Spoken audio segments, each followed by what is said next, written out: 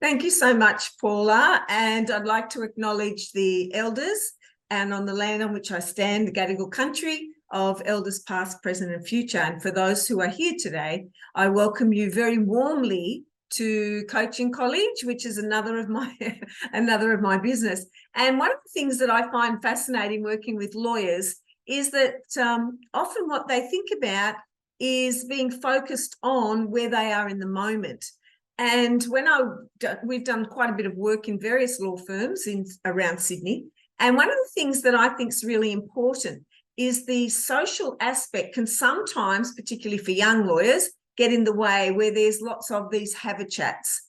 And so one of the things that I'd like to share with you today is to really understand some of the impacts that you have around your own method of working and your own behaviour and the impact others have on you as well.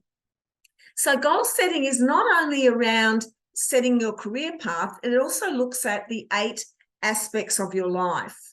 And one of the things that is really important in today is to look at how do all these aspects of your life interchange and interconnect and become integrated.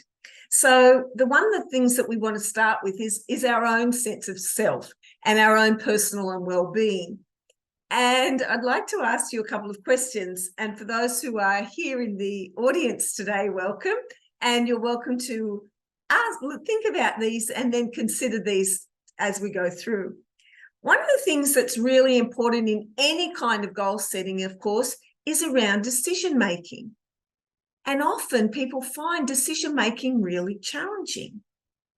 So how do you go about making decisions? Because goal setting is all around making decisions. So let me give you a couple of examples. One of the other things we like to ask people is who gets the crumbs? And what do we mean by who gets the crumbs? It relates directly to goal setting.